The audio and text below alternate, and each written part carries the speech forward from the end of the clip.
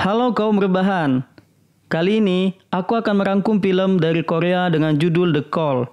Film yang bergenre thriller ini mengisahkan perjalanan mengerikan yang dialami oleh Kim Soo-yeon, panggil saja Kim, ketika mengunjungi rumah masa kecilnya di sebuah desa saat ibunya sedang sakit.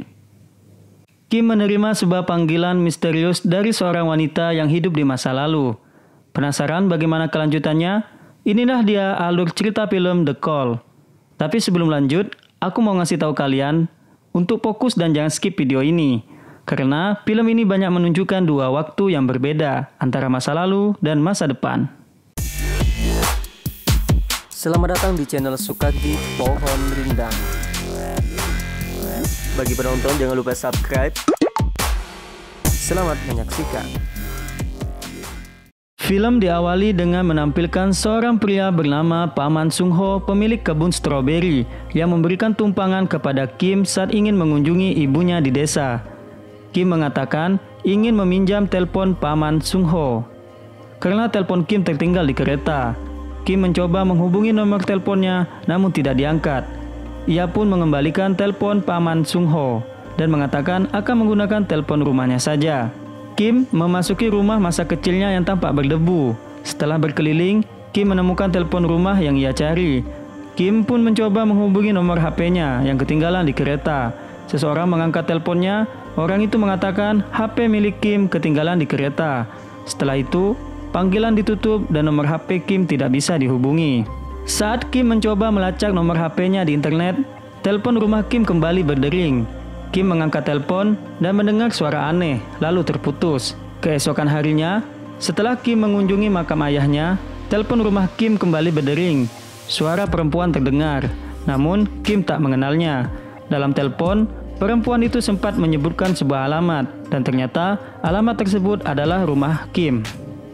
Malam harinya, saat Kim tertidur, tiba-tiba terdengar suara dentuman keras dari dalam rumahnya. Kim pun mencari arah suara itu, yang berasal dari balik tembok. Kim lalu menghancurkan tembok itu. Setelah temboknya hancur, terlihatlah anak tangga menuju sebuah ruang bawah tanah. Kim menyusuri tangga, menemukan kursi dan boneka. Kim membongkar sebuah kardus dan menemukan diary. Kim juga menemukan sebuah foto, lalu menanyakan kepada Paman Sung-ho siapa gadis di foto itu. Gadis itu bernama Young Suk, anak seorang dukun yang dulu menempati rumah yang kemudian dibeli oleh orang tua Kim. Saat Kim ingin bertanya lebih banyak, Paman Sung-ho memilih tidak menjawabnya. Malam harinya, telepon berdering kembali. Seorang gadis berteriak, "Ibu akan membakarku." Kim pun panik dan telepon tertutup. Scene kemudian berpindah, memperlihatkan seorang ibu yang akan membakar anaknya. Di saat yang sama, segumpalan asap keluar dari tembok rumah Kim dan membakar anak tangga. Besoknya telepon berdering kembali. Ternyata gadis yang terus menelpon itu adalah Young Suk. Kita panggil saja Young. Seorang gadis yang fotonya ditemukan oleh Kim kemarin. Kim kemudian mengatakan, sepertinya mereka berada di rumah yang sama dengan waktu yang berbeda. Young merasa tidak percaya, namun Kim mencoba mencari informasi tentang kejadian pada tanggal tersebut di internet. Lalu mengatakan pada Young bahwa besok akan ada kecelakaan pesawat. Young pun terdiam dan menutup teleponnya.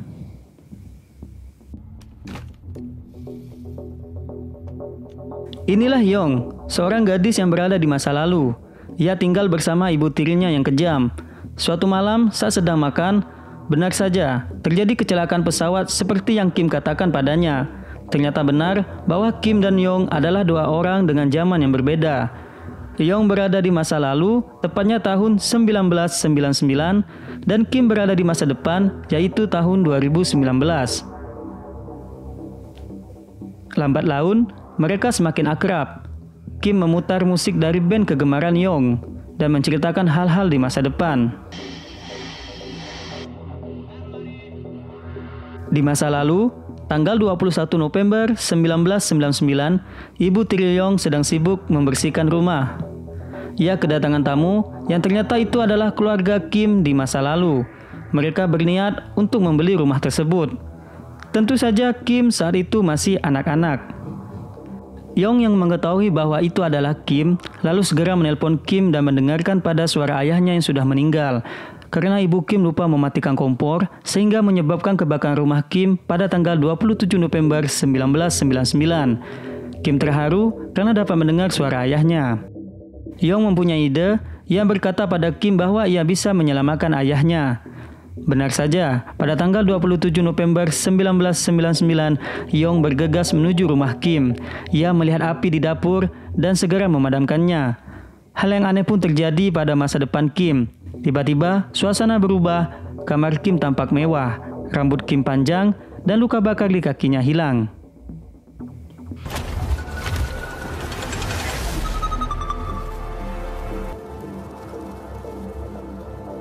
Kim berjalan keluar dari rumah dan bertemu dengan ibunya yang sedang menyiram tanaman.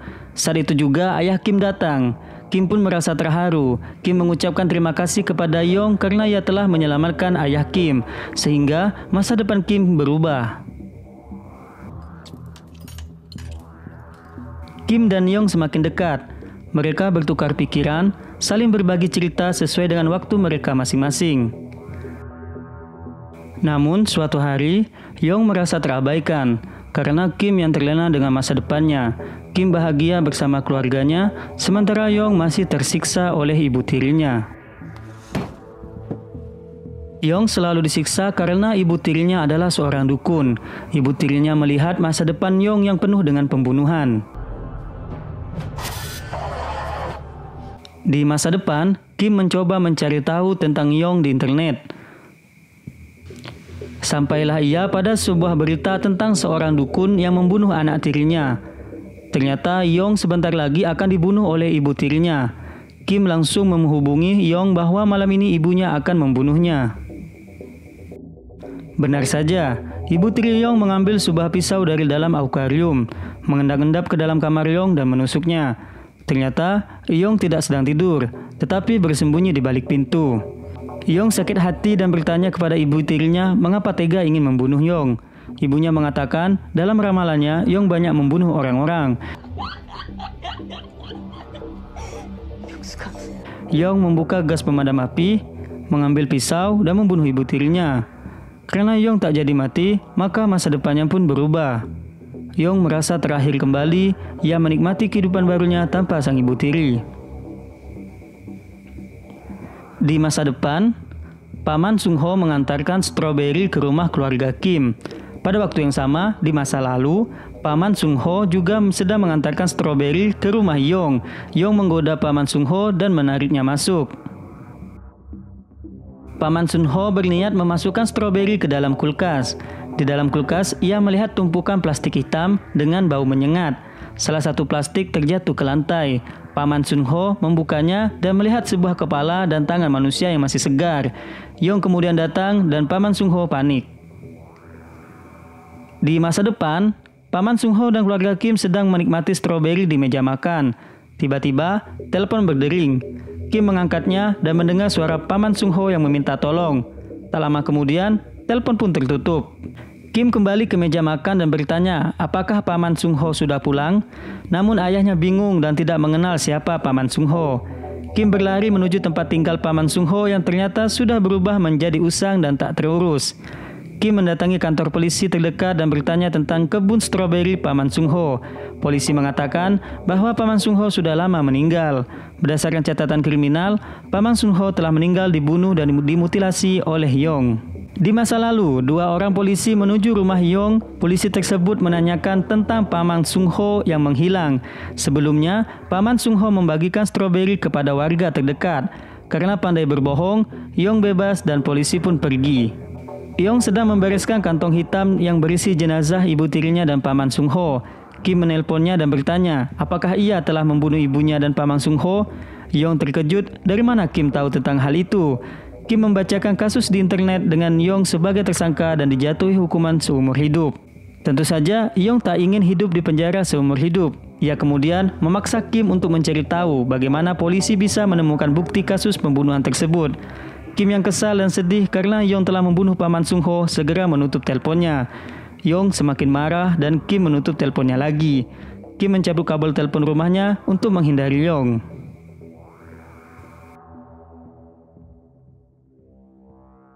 Di masa lalu, Yong mencoba menelpon Kim namun tak pernah ia angkat. Yong merasa terabaikan dan kesal.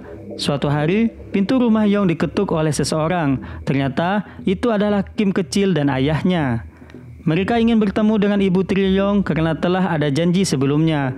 Yong mengatakan ibunya lupa dan ketiduran. Yong meminta ayah Kim untuk menunggu di ruang tamu. Di waktu yang sama, di masa depan, Kim dan ayahnya sedang berlatih mengendarai mobil. Di masa lalu, Yong telah siap dengan tabung pemadam apinya. Yong menyemprotkan gas pemadam api ke wajah ayah Kim. Karena ayah Kim mati di saat bersamaan, masa depan Kim pun berubah. Ayahnya lenyap bersama dengan mobil dan seluruh hal yang ada pada Kim sebelumnya.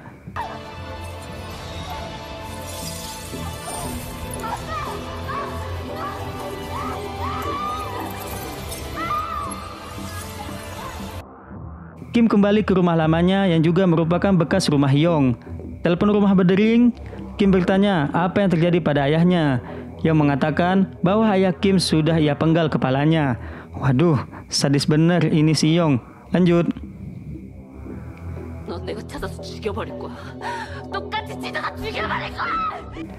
Kim histeris, namun Yong sudah mengikat Kim kecil di kursi mengancam selama 1 jam Kim harus bisa menemukan informasi bagaimana polisi tahu tentang kasus pembunuhan yang dilakukan oleh Yong. Yong pun mengancam akan membunuh ibunya. Kim yang kesal mencoba mencari cara lain untuk membunuh Yong. Ia mencari berita tentang kecelakaan pada tanggal 31 Desember. Ia menemukan sebuah kasus gas yang meledak di sebuah rumah pada pukul 5 sore. Ia pun menghubungi Yong dan berkata polisi menemukan bukti berupa pisau yang berlumuran darah dengan sidik jari Yong. Pisau itu dibawa oleh pemulung dan ditemukan polisi pada jam 5 sore. Yong yang harus berada di rumah pemulung itu sebelum jam 5 sore. Di masa lalu, Yong sudah duduk di dalam rumah pemulung itu dan menunggu jam 5. Saat sedang asik ngudut, Yong mendengar suara dari luar rumah. Ia membawa senjata dan mencari asal suara tersebut. Ternyata itu hanyalah suara anjing yang menabrak kandangnya. Saat Yong ingin kembali ke rumah, boom! Rumah pun meledak tepat di depan mata Yong. Rencana Kim untuk membunuh Yong pun gagal. Kim resah menunggu di depan telepon. Telepon pun berdering. Terdengar suara Kim Junior yang meminta tolong dan berkata ayahnya sudah dibunuh. Telepon beralih kepada Yong. Ia sangat marah karena Kim telah mencoba membunuhnya. Yong kemudian menyiramkan air panas ke badan Kim Junior dan berdampak di masa depan Kim. Kim merintih kesakitan dan Yong tersenyum puas. Kim menerobos masuk kantor polisi, mencari catatan kriminal Yong. Ia membawanya dan menunggu di rumah Kim. Di masa lalu, ibu Kim melaporkan kehilangan Kim dan suaminya ke kantor polisi. Di masa depan, tulisan di buku catatan kriminal Kim kemudian hilang karena Yong telah menghanguskan seluruh barang bukti. Yong pun tidak menjadi tersangka. Rumah Kim berubah yang tadinya usang menjadi bersih dan rapi. Scene menunjukkan seorang wanita yang sedang menelpon. Dalam teleponnya ia mengatakan, kok bisa saja mati. Ternyata itu adalah Yong di masa depan. Kim mengendap-endap mencari telepon rumah dan menemukannya.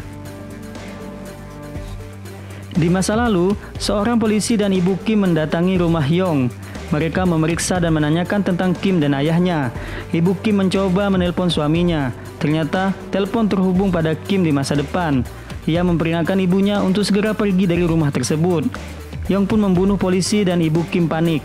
Tiba-tiba, Yong yang ada di masa depan menyerang Kim dan merebut HP-nya. Telepon berdering kembali. Kim berhasil mengambil telepon dan berlari ke lantai 2.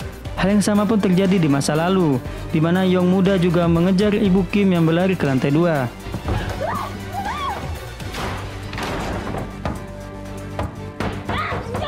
Jangan bingung ya guys. Lanjut. Ibu Kim di masa lalu dan Kim di masa depan kemudian berhubungan via telepon. Kim meminta untuk mencari apa saja yang bisa dijadikan senjata di ruangan itu. Sementara Yong di masa lalu dan masa sekarang mencoba menobrak pintu. Ibu Kim lalu membawa pemadam api untuk membunuh Yong. Namun, saat keluar dari kamar, Ibu Kim melihat Kim Junior yang terikat dengan tali. Yong dan Ibu Kim saling serang. Awalnya, perkelahian dimenangkan oleh Yong. Di masa depan, Yong tua mencoba membunuh Kim. Di masa lalu, tiba-tiba Ibu Kim keluar, melompat ke lantai dasar dan menarik Yong. Yong pada masa depan pun menghilang, menandakan bahwa ia telah mati. Besoknya, Kim mengunjungi sebuah makam. Ia menangis di depan kuburan itu. Dari belakang, Ibu Kim menghampirinya. Tampak bekas luka di leher Ibu Kim bekas pertarungannya dengan Yong yang artinya ia selamat di masa lalu. Film pun selesai. Ibu Kim dan Kim berjalan beriringan di pemakaman.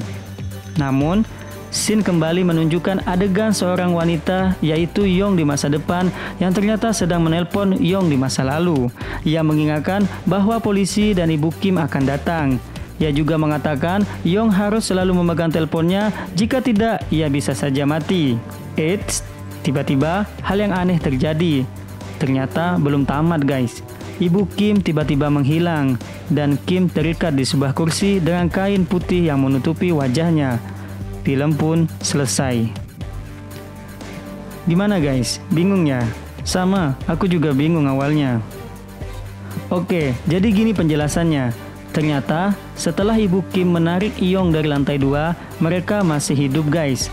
Lalu Yong di masa depan juga tidak mati, melainkan hanya melarikan diri dan tak jadi membunuh Kim. Nah, karena Ibu Kim masih hidup, maka Kim sempat bertemu dengan ibunya di masa depan hanya sebentar saja, sampai mereka berdua berjalan di pemakaman. Secara bersamaan, di masa lalu, Yong dan Ibu Kim masih mencoba saling bunuh dan memang tidak ada di scene, hanya memperlihatkan Yong yang masih hidup. Ternyata, Yong kemudian berhasil membunuh Ibu Kim, saat itulah Ibu Kim di masa depan pun menghilang. Dan Kim ternyata ditangkap oleh Yong di masa depan. Entahlah guys, ini hanya teori kuat yang berhasil aku cari di Google. Kesal sih aktor utamanya bisa kalah. Mungkin ada part kedua nanti yang lebih menjelaskan tentang endingnya. Semoga saja ya guys. Oke, sampai jumpa.